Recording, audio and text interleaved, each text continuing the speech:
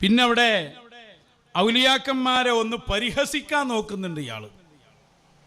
എന്ത് ഔലിയാക്കന്മാര് ചിലര് ഓലിങ്ങനെ മുണ്ടും കുപ്പായൊക്കെ ഇട്ട് വരും, ചിലര് കുപ്പായൊന്നും ഇല്ലാതെ വരും, അങ്ങനെയൊക്കെ പറഞ്ഞൊരു പരിഹാസം.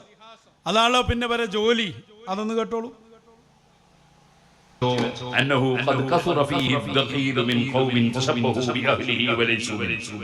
ഔലിയാക്കളെ വേഷം കെട്ടി നടക്കുന്ന കുറെ എണ്ണമുണ്ട്.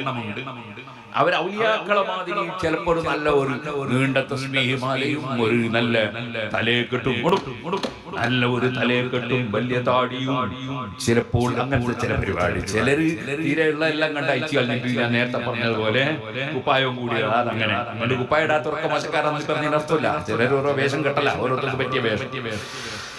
വേറെ ചിലർ സുബ്ഹാനല്ലാഹ് ദിക്റും ഔറാദൊക്കെ സംഘടിപ്പിക്കുന്ന പരിപാടി. അതൊക്കെ മശായിഖിന്റെ ഡ്യൂട്ടിയിലും അവരുടെ ശൈലിയിലുള്ളതാ.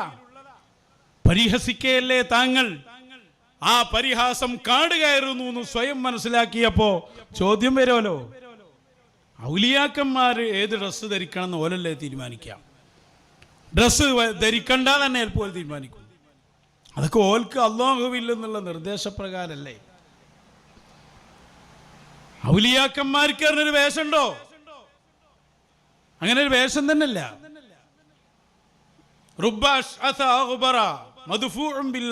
അങ്ങനല്ലേ പറഞ്ഞേ? എത്ര ആളുകളുണ്ട് മുടിയൊക്കെ ഇങ്ങനെ പാറി പറന്ന്, കണ്ടാൽ ആളുകൾ അടുപ്പിക്കാത്ത രൂപത്തിൽ, അങ്ങനെയുള്ള അള്ളാഹ് ഇഷ്ടപ്പെടുന്ന എത്ര ആളുകളുണ്ട്. അള്ളാഹുവിനെ മുൻനിർത്തി അവരൊരു കാര്യം പറഞ്ഞാൽ അത് നടപ്പിലാക്കി കൊടുക്കും. അപ്പോ എന്തിനാണ് ഇതൊക്കെ എടുത്തു പറയുന്നത്? കുപ്പായം ധരിക്കാത്ത ഔലിയാക്കന്മാര്. ഇയാൾ ആവർത്തിച്ച് പറയുന്നുണ്ട്, പലരും ഇപ്പൊ കുപ്പായിടാതെ വരും. അപ്പൊ തന്നെ എനിക്ക് തോന്നി ഇതിൽ പോയാൽ സംഗതി ക്ലച്ചാവൂല. കാരണം ഇവിടെ ആളുകൾ കണ്ട ഔലിയാക്കന്മാരുണ്ട്. ഔലിയാക്കന്മാരെ സുൽത്താനായി വന്ന മടവൂരി ശൈഖുനുണ്ട്. അവരുടെ ഫോട്ടോ ഒക്കെ ആളുകൾ കണ്ടതാണ്. അവര് ലാസ്റ്റ് അവസാന കാലങ്ങളിലൊക്കെയും ആ ഷർട്ട് ധരിക്കാത്ത അവസ്ഥയിലാണ് ആളുകൾ കണ്ടത്. അതുപോലെ അള്ളാഹുവിന്റെ ഔലിയാക്കളിൽ പ്രധാനിയായ ആലുവായി അബൂബക്കർ മുസ്ലിയാര് റളിയല്ലാഹു അൻഹു, അവരങ്ങനെ ജീവിക്കുന്നത് ആളുകൾ കണ്ടതാണ്. അപ്പൊ എടുക്കാത്തവരും ധരിക്കാത്തവരൊക്കെ മോശമാണെന്നല്ല, പക്ഷെ പരിഹാസം അതാണ് താങ്കൾ ഉദ്ദേശിക്കുന്നത്. ഇത് നേരത്തെ ഇവിടെ വഹാബികൾ നടത്തിയതാണ്. ഇബ്നു ഖയ്യിമുൽ ജൗസി എന്ന ഇബ്നു തൈമിയുടെ ശിഷ്യൻ ഔലിയാക്കന്മാരെ സംബന്ധിച്ച് ഈ ആരോപണം നടത്തിയപ്പോ മഹാനരായ ഇമാം ശഅറാനി റളിയല്ലാഹു അൻഹു അതിന് മറുപടി കൊടുത്തു.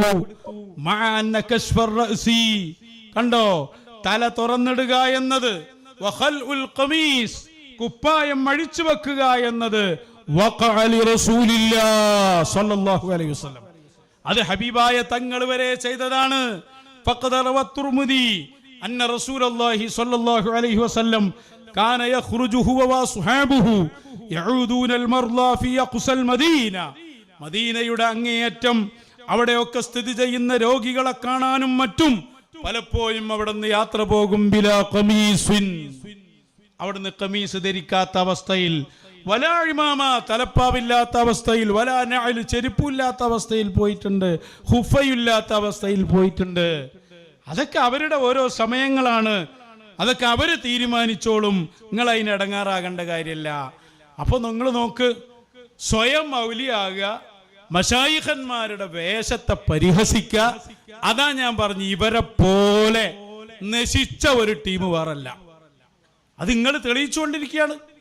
ഒന്നിനായ ശൈഖുനെ അത് പറഞ്ഞു. വടിത്തങ്ങൾ എന്ന് പറഞ്ഞാൽ യഹ്യൽ ബുഖാരി തങ്ങൾ, ശംസുൽ ഉലമ വരെ അവരെ കാത്തിരുന്ന സംഭവങ്ങളുണ്ട്.